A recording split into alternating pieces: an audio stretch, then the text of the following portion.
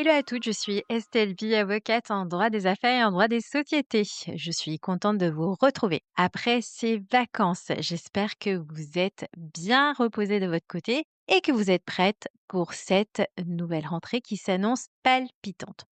De mon côté, je me suis demandé comment je pouvais vous aider sur cette rentrée et j'ai décidé de vous emmener avec moi, surtout le mois de septembre, avec une mini-série. Oui, c'est la première dans l'histoire du podcast.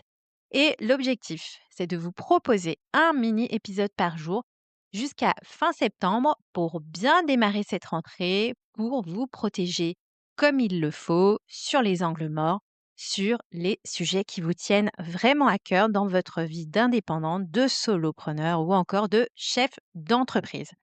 Et donc aujourd'hui, on va parler de ce doute que vous êtes nombreuses à traîner comme un petit caillou dans votre chaussure et sur lequel vous n'êtes pas la seule à galérer, à savoir la fameuse question de est-ce que j'ai le bon statut? Est-ce que j'ai la bonne structure? Pas au moment évidemment où vous êtes lancé, parce qu'évidemment quand vous êtes lancé, vous êtes un grand nombre à ne pas forcément vous poser, on va dire, cette question et en fait vous êtes tellement prise dans l'excitation que vous vous lancez comme ça. Sauf que maintenant que votre activité commence à bien marcher, vous devez réfléchir à la bonne structure, à votre bon statut, parce que vous commencez à générer un vrai chiffre d'affaires et donc vous avez envie de vous sécuriser, de construire, voire même de transmettre et surtout d'arrêter de vous exposer inutilement à des risques auxquels vous n'avez pas pensé. Alors derrière cette question de est-ce que j'ai la bonne structure se cache en réalité la partie je ne sais pas ce que j'ai vraiment comme structure et surtout ce que cela implique. Je vous dis ça parce que je l'entends souvent lorsque je fais mes consultations. J'ai une SASU, enfin je crois, c'est mon expert comptable qui m'a dit que c'était le mieux pour moi et en plus, tous mes potes entrepreneurs ont ça. Ou encore, j'ai gardé la micro parce que j'ai jamais pris le temps de me poser pour réfléchir si c'était vraiment adapté à ma situation. Et pourtant, vous, en réalité, vous êtes là, vous de votre côté, avec une vraie activité, une vraie boîte. Donc des clients réguliers, des revenus, mais aucune idée claire sur la solidité exacte de vos fondations. Alors je vous pose juste quelques petites questions toutes simples et si vous hésitez à répondre, c'est qu'il est grand temps de faire le point.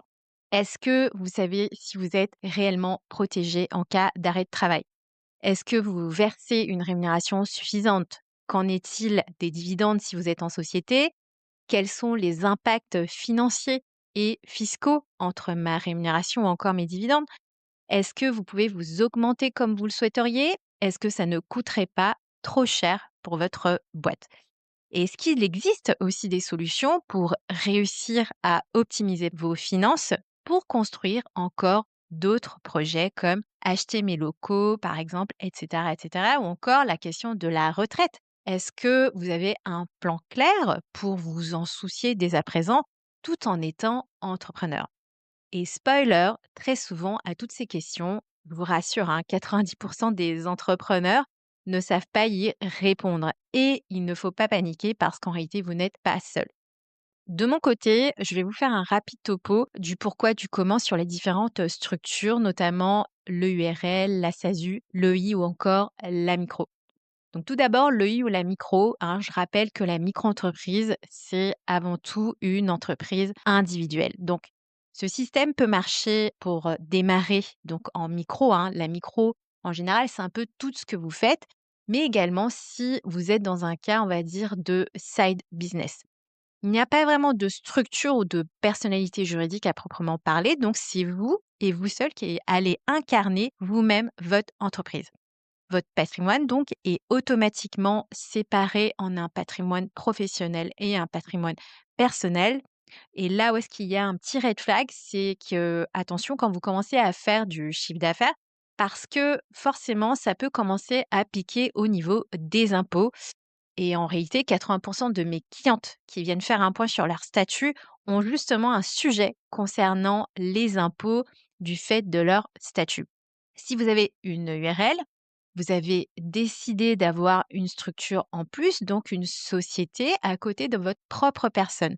Donc il y a une vraie dissociation juridique, hein, entre vous et votre société. Et c'est la solution souvent préconisée si vous souhaitez payer typiquement le moins de charges, notamment sur la partie rémunération. Attention, en revanche, si vous décidez de vous verser beaucoup de dividendes, et là, en fait, effectivement, il pourrait y avoir un impact au niveau des cotisations sociales. Il faudra aussi faire attention donc sur le sujet de la protection sociale, notamment en cas d'accident du travail. Il peut aussi y avoir un impact sur la question du congé maternité. Sur la SASU, même chose, donc vous avez une structure, c'est souvent la solution qu'on va proposer aux personnes qui sont encore bénéficiaires de l'ARE, de l'assurance chômage.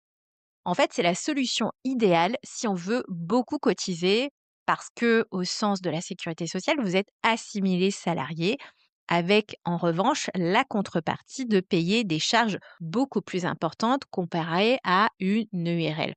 Et donc, la structure a essentiellement l'avantage, hein, de permettre un versement de dividendes avec un coût qui serait moins important. Et donc, vous comprendrez qu'en réalité, sur cette question du choix du statut, il y a des implications très différentes qui vont varier en fonction des objectifs personnels de chacun. Ce qui veut donc dire que, en fait, on ne change pas de structure pour changer de structure ou encore de statut. On va regarder plusieurs choses. Ce que vous gagnez aujourd'hui et ce que vous souhaitez gagner à terme, ce que vous vous versez aujourd'hui et combien ça va coûter à votre entreprise, ce que vous voulez faire dans 2, 3, 5 ans, en ce compris typiquement les projets personnels comme avoir un enfant ou encore acheter un bien, que ce soit professionnel ou encore personnel. Et surtout si aujourd'hui, la structure actuelle vous permet de sécuriser votre parcours au niveau protection sociale, votre patrimoine ou encore les éléments de protection par rapport à vos proches. Alors donc, si vous vous demandez encore si vous avez la bonne structure ou le bon statut, c'est que c'est peut-être le bon moment pour faire le point. Évidemment, vous n'avez pas besoin de devenir experte en juridique, en droit des sociétés, etc., etc. En fait, vous avez juste besoin de vous poser les bonnes questions avec évidemment quelqu'un qui va vous aider à détricoter vos priorités, vos besoins et vos envies, mais qui va aussi penser à stratégie, protection, mais également optimisation pour vous aider à construire un futur qui sera particulièrement serein. Donc, comme c'est la rentrée, hein, encore une fois, je vous invite à poser des bases solides. Et donc, demain, on parlera donc d'URSSAF, d'impôts et dividendes, donc tout un programme sur lequel on n'a pas envie de se pencher, mais ô combien essentiel. Je vous dis donc à demain!